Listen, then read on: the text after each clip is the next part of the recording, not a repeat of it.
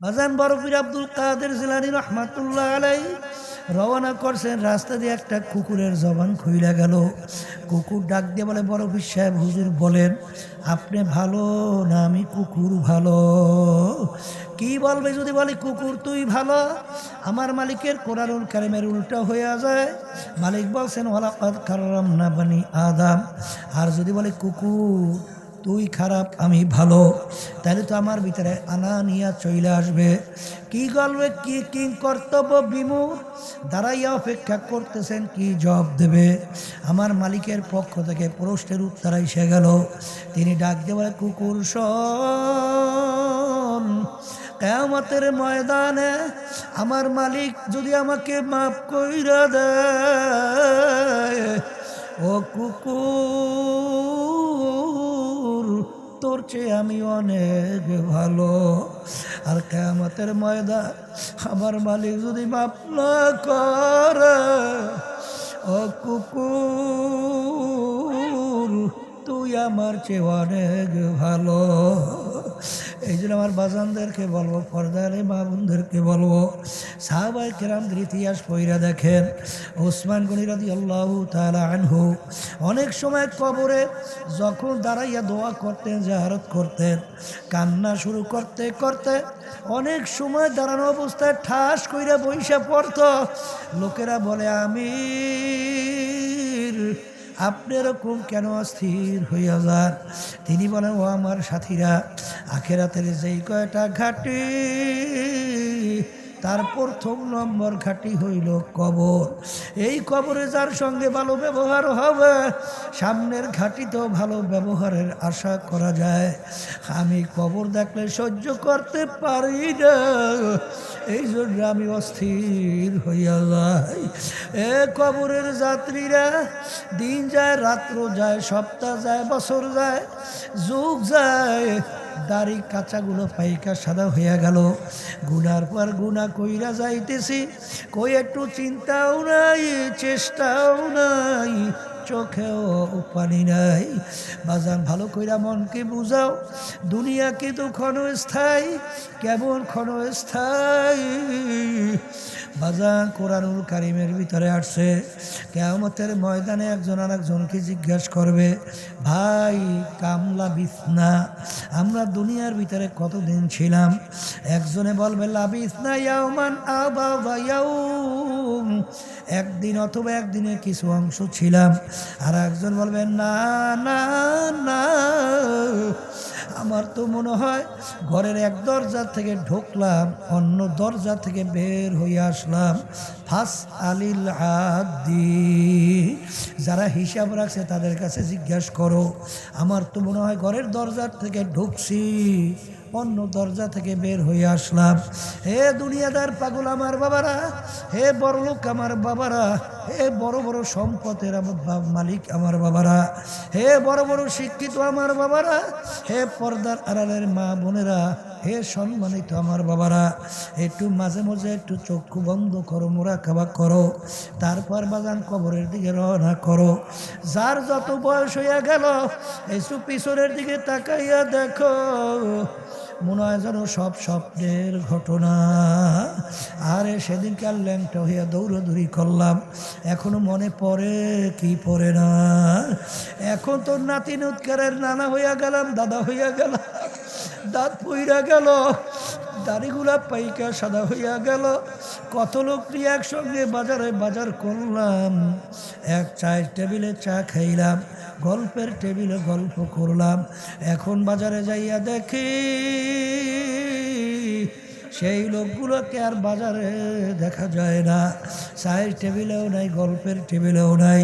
আমার আম্মা কোথায় গেল, আমার আব্বা কোথায় গেল, আমার আত্মীয় স্বজন দাদা দাদু নানা কোথায় গেল? তাম দুনিয়ার যে কোনো প্রান্তে মানুষ থাকলে সেকেন্ডের ভিতরে যোগাযোগ করা যায়, কিন্তু এই কবরের যাত্রীরা, তোমার আমার বাড়ির দরজা আমার আম্মা ঘুমায়া রইল, আমার আব্বা ঘুমায়া রইল, আত্মীয় স্বজন ঘুমায়া রইল, খবর দিতেও পারলো না, নিতেও কিন্তু পারলাম না। এই জন্য আমার ভাইদেরকে বলো, পর্দারে মা বোনদেরকে বলবো, খুব সতর্ক অবস্থায় চিন্তা ভাবনা কইরা কবরে রওনা করা লাগবে। কারণ আল্লাহর হাবিব বলছেন, এ আমার সাহাবারা, আমার আগে নবীর উম্মতের ভিতরে ৭২ দল ছিল, আমার উম্মতদের ভিতরে ৭৩ দল হবে, এর ভিতরে ৭২ দল ধ্বংস। আমি আপনাদের সামনে যে প্রথম আয়াত শরীফ তেলাওয়াত করছিলাম, আয়াতের ভিতরে আমার মালিক বলে, আমি ১৮,০০০ মাখলুকাত সৃষ্টি করলাম, এর ভিতরে ২টা মাখলুকাত বানাইলাম আমার ইবাদতের জন্যে, মানুষ এবং জিন। অন্যান্য মাখলুকাতগুলো আমার মালিক কেন বানাইলেন? আমার মালিক বলেন, ওয়া খুলিকা লাকুম মা ফিল আরদি জামিআ, অন্যান্য মাখলুকাতগুলো আমি বানাইলাম তোমাদের জন্যে, আর তোমাদেরকে আমি বানাইলাম আমার ইবাদতের জন্যে।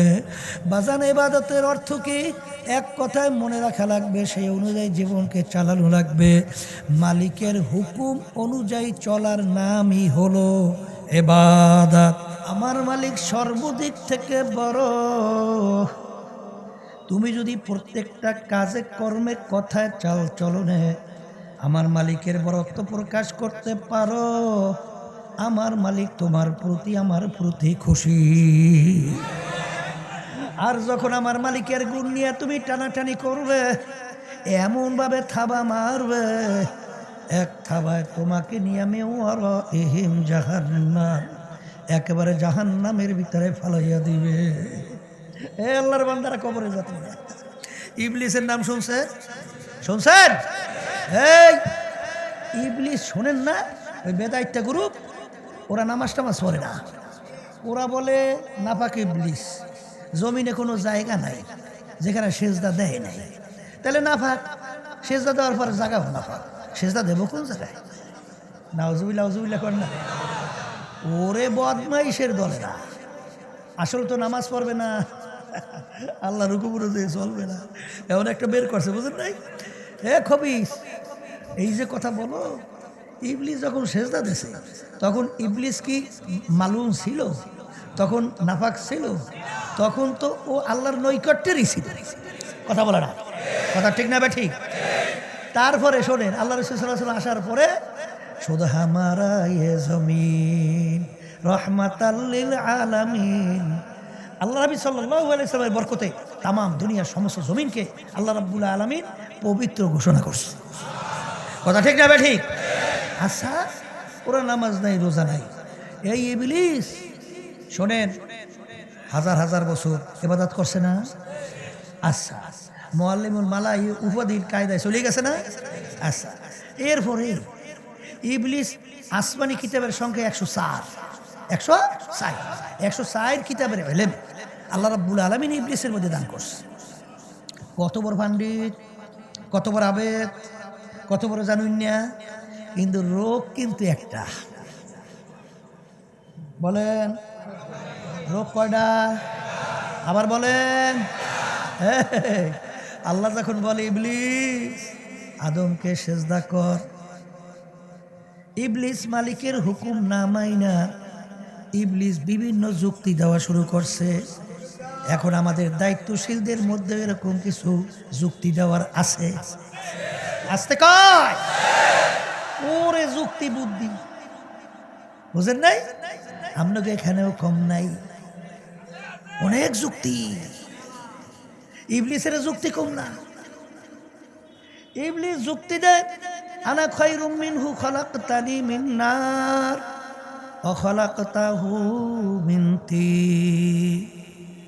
মালিক তুমি আমাকে বানাইছো আগুন দিয়া, আদমকে বানাইছো মাটি দিয়ে। আগুনের গতি ঊর্ধ্বে আর মাটির গতি নিম্নে। যার গতি ঊর্ধ্বে তার সম্মান বেশি হয়, যার গতি নিম্নে তার সম্মান কম হয়। উচিত ছিল আদম আমাকে সেজদা করবে, আমি আদমকে কেন সেজদা করব? জোরে বলেন নাউজুবিল্লাহ। এই যুক্তি আছে না নাই? মেলে না মেলে না? এরকম এক সাইডে দায়িত্বশীল দেবে, আমাদের যুক্তিবাদী হয়েছে। আসতে কয় কি হয়েছে? যুক্তিবাদী। মুরব্বীদের কথা মানে না, এরা যুক্তি শিখছে। ইবলিসের চরিত্র আসলে বাস্তবে ঢুকছে। কার চরিত্র? ইবলিসের চরিত্র। জোরে বলে কথা ঠিক না? ঠিক। আমার মালিক বলল, খবিস, তোর এত বড় সাহস, তুই আমার হুকুম তো মানলি না, বরঞ্চ তুই আমার সঙ্গে যুক্তি পেশ করো। ওরে খবিস, বের হ। চিরতরে জাহান্নামের হুকুম দিয়া বের কইরা দিল। কথা ঠিক যাবে ঠিক। পাশে মনে রাখা লাগবে, আদম আলাইহিস সালাতু ওয়াস সালামকে আমার মালিক বললেন গন্ধম খাইও না। গন্ধম খাইছে না খায় নাই? হ্যাঁ, আদম বাবা সেজদা করে নাই। আদম আলাইহিস সালাতু ওয়াস সালামকে বলছেন কি, গন্ধম খাইও না, খাইছে। অপরাধের দেখতে দৃষ্টি সমান না? আচ্ছা, আদম আলাইহিস সালাতু ওয়াস সালামের যুক্তি মোটেও নাই, যুক্তির শেষ নয়, কিন্তু যুক্তির পিছনে পড়ছে না। পইরা কি কয়, রব্বানা যালামনা আনফুসানা ওয়া ইল্লাম তাগফির লানা ওয়া তারহামনা লানাকুনান্না মিনাল খাসিরিন। আমার মালিক শুধু মাফ করছেন তাই না, আমার মালিক তাকে নবী হিসাবে ঘোষণা কইরা দিলেন। এই রোগ ভিতর থেকে দূর করা লাগবে। আর একটা রোগের নাম হিংসা। একটা রোগের নাম কি? পরে উন্নতি থেকে সহ্য করতে না পারা। এই আল্লাহর বান্দারা, আল্লাহ রাসূল সাল্লাল্লাহু আলাইহি ওয়াসাল্লাম বলছেন, আল হাসাদু ইয়াকুলুল হাসানাত।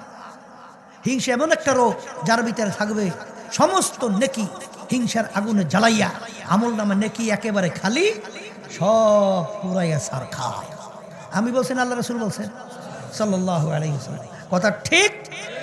এই বর্তমানে এক শ্রেণী বাজানরা বের হইছে, সর্বনাই মোটে দেখতেই পারে না। আছে না নাই? সর্বনাই সমালোচনা না করলে মনে পেটের ভাত হজমই হয়। আমি জিজ্ঞাসা করি বাজানদেরকে, এই সর্বনাই করছে কি তোমাকে? এই সর্বনাই তোমার খোঁজ, হ্যাঁ, তোমার সুচ দিয়ে গুতায়, তাই তুমি সর্বনাই দেখতে পারো না সর্বনাই করছে কি? হ্যাঁ, এই সর্বনাই যে মানুষগুলো গেলে সেখানে মানুষগুলো কি নামাজ হয় না বেনামাজি হয়? হ্যাঁ, শোনেন, ওই গেছিলাম সিলেট কিছুদিন আগে, সেখানে একটা যুবক, ও বলতেছে, হুজুর চরমনাই মুজাহিদরা আমাকে দাওয়াত দিয়েছে চরমনাই যাওয়ার জন্য। আমি হুজুর যাই নাই, গত ফাল্গুনে আমি গেছিলাম। তা যাওয়ার পরে আমার জীবনে প্রথম নামাজ পড়া শুরু করছি। যাওয়ার পর ভালো হয়েছে না খারাপ হয়েছে? হ্যাঁ, এ কালো ডাকাতের নাম শুনছেন? কালু ডাকাত শুনছেন? সিলেট সুনামগঞ্জ।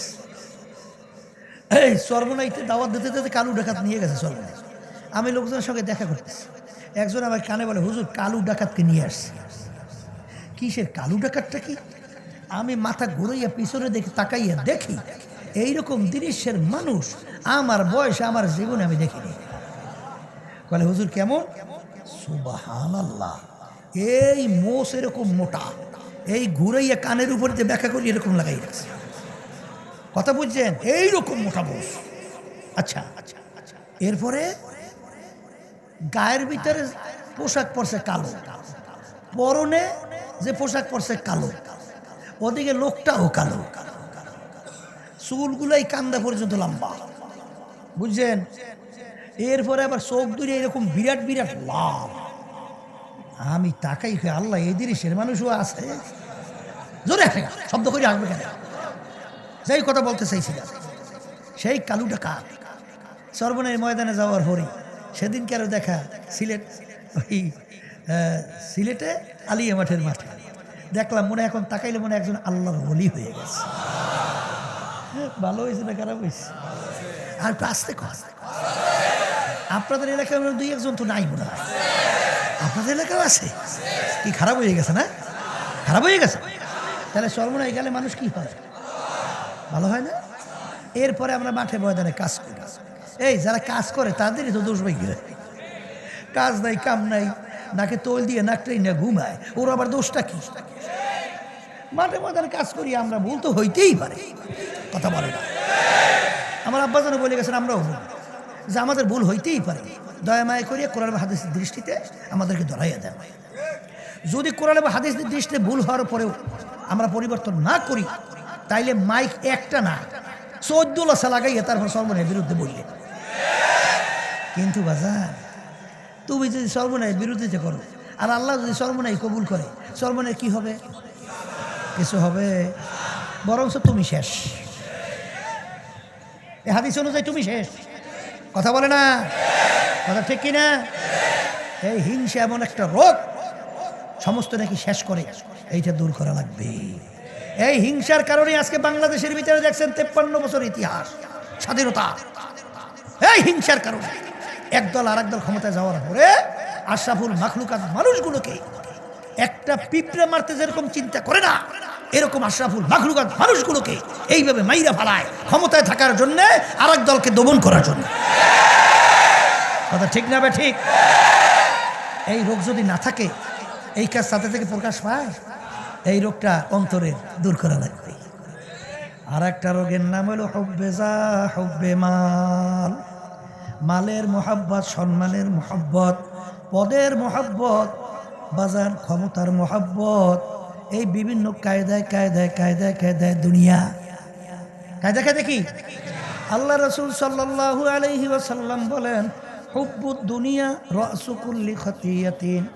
সমস্ত গুনার মূলই হলো এই দুনিয়ার মোহাব্বত। এইটা গুনার মূল। কথা ঠিক না বে ঠিক?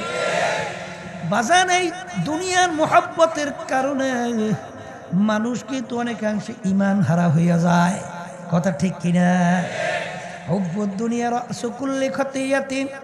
কিয়ামতের ময়দানে আমার মালিক যেদিন অন্য কোনো ছায়া থাকবে না, একমাত্র আল্লাহর স্পেশাল আরশের ছায়া ছাড়া কোনো ছায়া থাকবে না, সেদিন 7 প্রকার লোককে আমার মালিক ডাইকা ডাইকা তার স্পেশাল আরশে ছায়া দান করবে। তার ভিতরে এক প্রকার ওই আল্লাহর বান্দা বান্দি, হুব্বু ফিল্লাহ বুগযু ফিল্লাহ, যারা দুনিয়ায় থাকা অবস্থায় মোহাব্বত সম্পর্ক রাখবে আল্লাহকে রাজি খুশির জন্যে, এবং সম্পর্ক ছাড়বেও কার রাজি খুশির জন্যে? আল্লাহকে রাজি খুশির জন্যে। এই শ্রেণীর মানুষদেরকে আমার মালিক ডাইকা তারা আরও সে নিচে ছায়াদান করবে।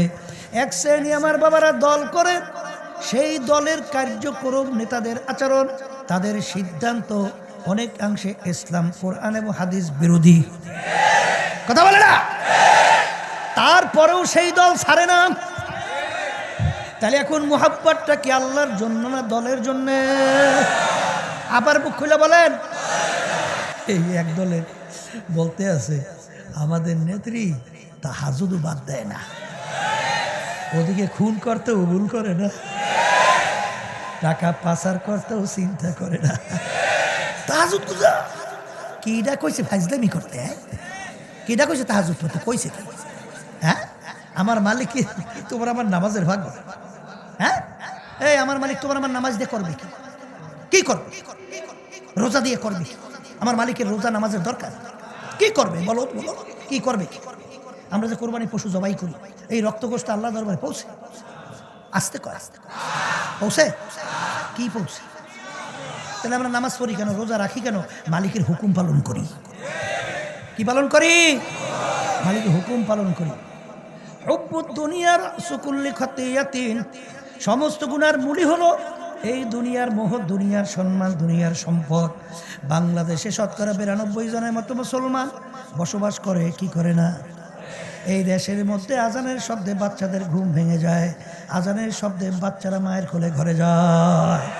এই দেশের রাজধানী ঢাকাকে বলা হয় মসজিদের নগরী। কথা কয় না? এই দেশের রাস্তার মোড়ে মোড়ে মসজিদ মাদ্রাসার অভাব নাই। জুমার দিনে মসজিদে মুসল্লি ধরে না। আসতে কর। এই দেশের মধ্যে 53 বছর স্বাধীনতার বয়স, এই দেশের ভিতরে ইসলাম নামক নীতি আদর্শ পরাজিত। কি বাঙালিরা, আল্লাহর কাছে কোনো জবাব তো দেওয়া লাগবে না।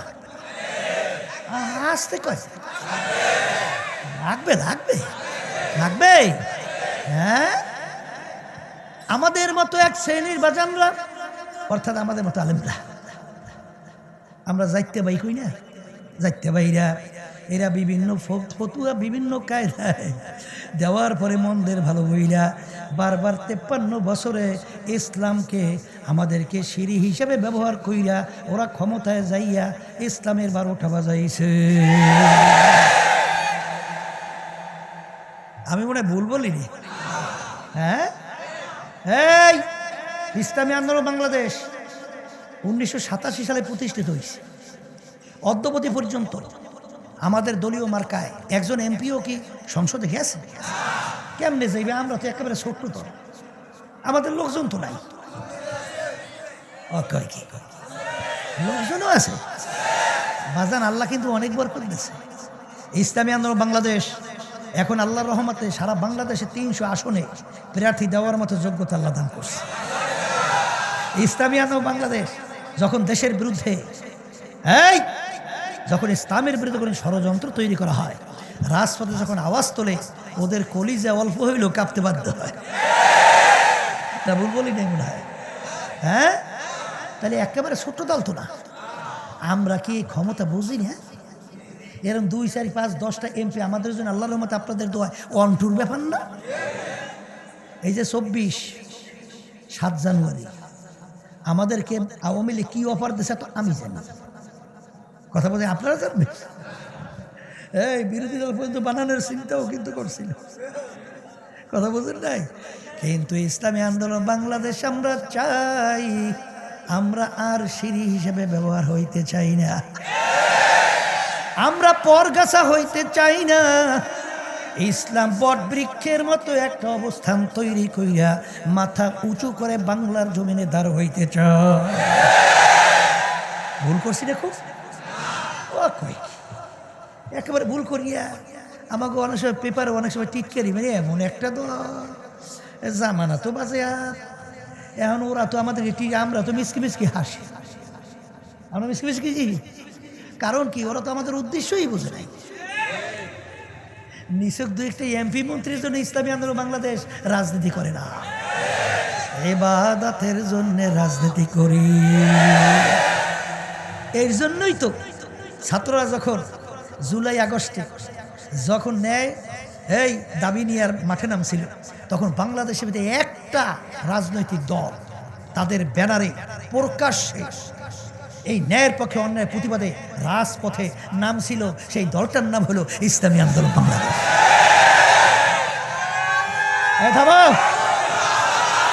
অন্য কোনো দল তাদের ব্যানারে কিন্তু রাজপথে আসতে পারে না। ওই ঝুঁকিটা তো এখন বুঝানো সম্ভব না, আর বলাও দরকার নেই। দেখছেন তো কথা ঠিক না? ঠিক। এই জন্য আমার বাজানদেরকে বলো, পর্দা আলে মা বোনদেরকে বলবো, এই বিভিন্ন কায়দায় কায়দায় আমরা ফতুয়া ঘুরে বুঝলেন? ইসলামকে বারবার গাছটাকে কাটছে, বারবার কাটছে। মরা গোস্ত খাওয়া যায় যাচ্ছে, কখন রুহুটা বের হয় বিকল্প নাই। কিন্তু পাশে যদি ভালো খাইতে থাকে আসতে কয়। বাংলাদেশ যদি মন্দের ভালো থাকা লাগে, তাহলে এই ভালোটা আছে কোন জায়গায়? এই আমাদের পাশের রাষ্ট্র ভারতে। ওরে কপাল ফোরারা, এই বাংলাদেশের ভিতরে সবচেয়ে ভালো পরিবেশ ইসলামের জন্য এই বাংলাদেশের জমি। কথা ঠিক না? ঠিক। দেখেন, মুসলমান যখন নাকি জন্মগ্রহণ করে, ওর কানের ভিতরে আজান দেয়, ডান কানে আজান, বাম কানে কামাত। দেশের কলিজার ভিতরে আল্লাহর নাম ঢুকাইয়া ও ঘুরে ঘুরে আল্লাহর নামই বলতে থাকে। কারণ আগে মুরব্বীরা কি করতো, আর এই নোয়াখালী অঞ্চল, ফেনী, আলেমের তো ডিব্বু, আল্লাহর রহমতে এইসব অঞ্চল, এই অঞ্চল থেকেই তো দিনের দাওয়াত সর্বত বাংলাদেশ ছড়াইছে। কথা ঠিক কিনা? সেখানে যেই বাচ্চারা কুরআনুল কারীম শিখতে না পারে, কারণ মুরব্বীরা উঠেই ভোরে ফজর ভোরে বাচ্চাদের উঠে এই যা যা মক্তবে যা, মনে আছে? এই বাচ্চার উঠে এই প্রথম মক্তব্য, আগে কোরআন কারীম শেখ, এরপর কথা। আর এখন বর্তমানে ওরাও ভোরে চালু করছে ফজরের পর, যেন এই বাচ্চারা কোরআন কারীম শিখতে না পারে। বুদ্ধি তো আপনার আমি চিন্তা করি, ওরা কিন্তু মোটেও ভুল করে না। তোমার আমার ভুল হইতে পারে, অগো কিন্তু ভুল হয় না। কি কথা ঠিক কিনা? এই জন্য আমার বাজানদেরকে বলবো, পর্দা আলে মা বোনদেরকে বলবো, হুব্বুদ দুনিয়ার সুকুল্লি খতিয়াতিন, সমস্ত গুনার মূলই হলো দুনিয়ার মোহ। এ আল্লাহর বান্দারা এই অন্তরের রোগ দূর করা লাগবে, আরো এরকম আর অনেক রোগগুলা দূর করা লাগবে। এই দূর করা রোগগুলা দূর করার জন্যে হাদিসের ভিতরে অনেক ঔষধ আল্লাহর হাবিব বলছেন। মৌতের মোরাকাবা বেশি বেশি করা লাগবে, কোরআনুল কারীম তেলাওয়াত বেশি বেশি করা লাগবে, আল্লাহর জিকির বেশি বেশি করা লাগবে। এই ঔষধ পালন করবেন না, রোগ ভালো হয় কেমনে? হয় হয়। এই জন্য আমার বাজানদেরকে বলবো, পর্দা আলে মা বোনদেরকে বলবো, এই রোগগুলো কলব থেকে দূর করা লাগবে না লাগবে না? আস্তে কর, কি লাগবে কি লাগবে না? আসলে তারা চেষ্টা করছে, কামিয়াব হয়ে দুনিয়া থেকে বিদায় নিয়ে চলে গেছে। আর আমি পিশাচ, স্লোগান না দিলে এরপর আমার সম্মান দেখানো হয় না। ওরে কপাল পোড়া, সম্মান দিয়ে করবি কি? কথা কয় না, হ্যাঁ? হাকিমুল উম্মাত আশরাফ আলী থানভী রহমাতুল্লাহি আলাইহি তিনি একদিন বয়ান করতে করতে বলতেছেন, ওরে মানুষ, আমি একটা কুকুর এসেও খারাপ হয়ে গেছি। ওমর ফারুক রাদিয়াল্লাহু তাআলা বলতেছেন, রাস্তার ভিতরে ফেজা কুটা নাড়া হাতের মধ্যে উঠাইয়া দুই চোখের পানি ছাইড়ে কান্দে আর বলে, ফেজা কুটা নাড়া, তুই আমার সেবা কর, তুই মাটির সঙ্গে মিলবি, তোর হিসাব নাই নিকাশ নাই। আমি ওমর মানুষ, মালিকের সামনে দাঁড়াইয়া হিসাব দেওয়া লাগে। আবার কান্দে আর বলে, মালিক তুমি যদি আমার একটা ছাগলের বাচ্চা বানাইতা, তোমার বান্দাবান্দি জবাই করতো, গোশত পাক করে খাইতো, তোমার ইবাদত করতো, কাজে লাগিয়া যাইতাম। হ্যাঁ, আর এখন বর্বে হইছে, আনা ইনদামুল কাসিরাতিল কুলুব, আল্লাহ রাব্বুল আলামিন ভাঙ্গা দিলের কাছে থাকে। হাকিমুল উম্মাত আশরাফ আলী থানভী রহমাতুল্লাহি আলাইহি বলেন যে আমি মনে হয় একটা কুকুরের চেয়েও খারাপ হয়ে গেছি। কলে হুজুর তা কিভাবে? বলে আমরা অনেকে বাড়িতে কুকুর পালি, কুকুরকে আমরা কোনো ভালো জিনিসের ভাগ দেই না। আমরা গোশত খাই হাড্ডি বাহিরে ফেলাই, মাছ খাইয়া কাটা বাহিরে ফেলাই, হাড্ডি কাটা খাইয়া কুকুর তার জীবনকে বাঁচায়। কিন্তু রাত্রে মালিক ঘুমায়, কুকুর কিন্তু ঘুমায়। কুকুর সারা রাত্র মালিকের বাড়ি পাহারা দেয়, মালিকের যেন কোনো ক্ষতি না হয়। ভোরবেলা দেখবেন কুকুরের চক্ষু লাল হয়ে গেছে। ওই সময় যদি কুকুরকে মালিক মারে, উচিত ছিল কুকুর মালিককে কামড় দেওয়া। ওরে ওরে নেমো খারাম, আমি তোর কোনো ভালো জিনিসের ভাগ নেই নাই, তুই হাড্ডি কাটা বাহিরে ফালাইলি, আমি খাই আমার জীবনকে বাঁচাইলাম। তুই সারা রাত্র নাকটাই না ঘুমাও, আমি কুকুর কিন্তু ঘুমাই নাই, কারণ তোর যেন কোনো ক্ষতি না হয়। যখন মালিক মারে দেখবেন কামড় দেওয়া তো দূরের কথা, ল্যাসটাকে পেটের নিচে ঢুকায়, কান দুইটা নিচের দিকে নামায়, মুখটা একটু কায়দ কইরা চক্ষু দুইটা বুঝু বুঝু মালিকের দিকে করুণ দৃষ্টিতে তাকায়, আর করুণ সুরে ডাক দেয়, ঘেউ ঘেউ কইরা ডাকে। মনে হয় যেন কুকুর বলে, মালিক তুমি আমাকে মাইরো না, তুমি আমাকে মা কইরা দাও। হাকিমুল উম্মাত আশরাফ আলী থানভী রহমাতুল্লাহি আলাইহি বলেন, এরে কবরের যাত্রীরা, হে আল্লাহর বান্দারা, হে পর্দার আড়ালের মা বোনেরা, কুকুরটাও মালিক চিনল, আর তুমি আর আমি মানুষ হইয়া আমার মালিককে চিনলাম না। বাজান বরফির আব্দুল কাদের জিলানী রহমাতুল্লাহ আলাইহি রওনা করছেন, রাস্তা দিয়ে একটা কুকুরের জবান খুইলা গেল। কুকুর ডাক দিয়ে বলে, বরফির সাহেব হুজুর বলেন, আপনি ভালো না আমি কুকুর ভালো? কি বলবে যদি বলে কুকুর তুই ভালো? আমার মালিকের কোরআনুল কারীমের উল্টা হয়ে যায়। মালিক বলছেন, ওয়ালাকাদ কাররামনা বানি আদম। আর যদি বলে কুকুর তুই খারাপ আমি ভালো, তাহলে তো আমার ভিতরে আনানিয়া চলে আসবে। কি গল্পে কি কি কর্তব্য বিমূঢ় দাঁড়াইয়া অপেক্ষা করতেছেন, কি জবাব দেবে? আমার মালিকের পক্ষ থেকে প্রশ্নের উত্তর এসে গেল। তিনি ডাক দিয়ে বলে, কুকুর শোন, কিয়ামতের ময়দানে আমার মালিক যদি আমাকে মাফ কইরা দেয়, ও কুকুর তোর চেয়ে আমি অনেক ভালো। আর কিয়ামতের ময়দান আমার মালিক যদি মাফ না করে, ও কুকুর তুই আমার চেয়ে অনেক ভালো। এই জন্য আমার বাজানদেরকে বলবো, পর্দারে মা বোনদেরকে বলবো, সাহাবায়ে কেরামদের ইতিহাস পড়া দেখেন। ওসমান গনি রাদিয়াল্লাহু তাআলা আনহু অনেক সময় কবরে যখন দাঁড়াইয়া দোয়া করতেন, জিয়ারত করতেন, কান্না শুরু করতে করতে অনেক সময় দাঁড়ানো অবস্থায় ঠাস কইরা বইসা পড়তো। লোকেরা বলে, আমির আপনি এরকম কেন অস্থির হইয়া যান? তিনি বলেন, ও আমার সাথীরা, আখেরাতের যেই কয়টা ঘাটি, তার প্রথম নম্বর ঘাটি হইল কবর। এই কবরে যার সঙ্গে ভালো ব্যবহার হবে, সামনের ঘাটিতেও ভালো ব্যবহারের আশা করা যায়। আমি কবর দেখলে সহ্য করতে পারি না, এই জন্য আমি অস্থির হইয়া যাই। এ কবরের যাত্রীরা, দিন যায়, রাত্র যায়, সপ্তাহ যায়, বছর যায়, যুগ যায়, দাড়ি কাঁচাগুলো পাইকা সাদা হইয়া গেল, গুনার পর গুনা কইরা যাইতেছি, কই একটু চিন্তাও নাই, চেষ্টাও নাই, চোখেও পানি নাই।